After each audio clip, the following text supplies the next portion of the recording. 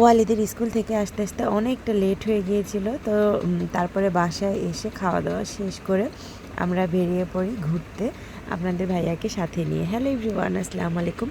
আমি এখানে রেডি হয়ে গিয়েছিলাম, আর ওয়ালিদ দেখেন কীভাবে পিছন থেকে আমার দিকে দৌড় মেরে চলে আসছিল। আর ও এভাবে সবসময়ই গোল গোল ঘুরবে, আমি ওকে ধরে রাখবো, গোল গোল ঘুরবে। এভাবে ঘুরতেও অনেক পছন্দ করে, মানে প্রায় ভিডিওতেই দেখা যায় যে ওইভাবে ঘুরে, মানে ও এটা অনেক পছন্দ করে। আমি জানতাম মেয়েরা এটা পছন্দ করে, কিন্তু ও ছেলে হয়েও এই ঘোরাটা অনেক পছন্দ করে। যাই হোক, বাচ্চাদের দুষ্টুমি। তারপরে আপনাদের ভাইয়ার সাথে আমরা যাচ্ছিলাম ঘুরতে যাওয়ার উদ্দেশ্যে। আসলে কোথায় যাব কিছুই জানতাম না তখন। আপনাদের ভাইয়াকে বললাম যে নিয়ে যাও যেখানে ইচ্ছে সেখানে। যেহেতু আজকে সেদিন বৈশাখী মেলা ছিল, চারিদিকে নানা রঙের মেলা হচ্ছিল, বিভিন্ন জায়গায় জায়গায় মেলা হচ্ছিল। তো একটা মেলায় থামাইছিল, প্রচুর ভিড় ছিল। তো বললাম থাক, এখানে এখন যাব না, একটু নিরিবিলি জায়গায় যাই। তো তারপর এখানে চলে আসলাম। এটা ছিল মাদুলি রিল্যাক্স রেস্টুরেন্ট। তো এই জায়গাটা ভীষণ নিরিবিলি ছিল। খুব খুব সময় কিন্তু এখানে এত নিরিবিলি থাকে না, বেশিরভাগ সময় ভিড় থাকে। যেহেতু পয়লা বৈশাখ ছিল, এখানে একটু ভিড়টা কমই ছিল।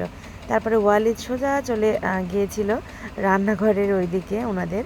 তো ওইখানে যাওয়ার পরে ও খাবার অর্ডার দেয়। এখানে বার্গার অর্ডার দিয়েছিল, চিকেন শর্মা, আর নান রুটি, আর সাথে চিকেন লেগ পিস।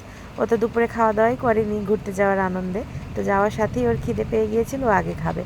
আসলে ও এতগুলো খাবার কিন্তু খেতে পারবে না, দেখেন সব কিছুই একটু একটু করে খাইছে।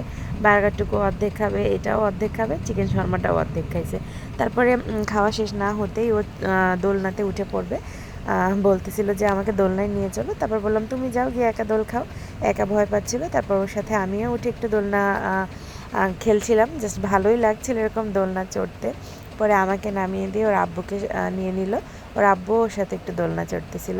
ছোটোবেলায় ফিরে গিয়েছিলাম কিছুক্ষণের জন্য, এভাবে দোলনা, বাচ্চাদের সাথে দোলনায় বসে দোল খাচ্ছিলাম।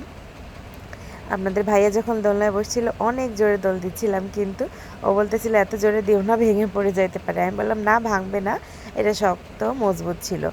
তো এই জায়গাটা কিন্তু ভীষণ ভাইরাল একটি জায়গা, আর খুবই পছন্দের একটি জায়গা আমার। বেশ কয়েকবার এখানে যাওয়া হয়েছে। রাতের দিকে গেলে বা সন্ধ্যার পরে এখানে ভীষণ সুন্দর করে লাইটিং করা থাকে, তখন দেখতে অনেক ভালো লাগে। যেহেতু আমরা বাচ্চাদের নিয়ে যাই সাথে, তো রাত্রেবেলা যাওয়া হয় না, আমাদের বাসা থেকে অনেকটা দূরে। তো দিনের বেলায় যাই। আমরা সেদিন চলে গিয়েছিলাম একদম দুপুরবেলায়। দেখতেই পাচ্ছেন জায়গাটা কতটা সুন্দর, আর জায়গাটা অনেক ভালো, অনেক বড় স্পেস, মনোমুগ্ধকর। আর সব ঘোরাঘুরি শেষ করে আমরা এখান থেকে বার হয়ে পড়ি। আল্লাহ হাফেজ।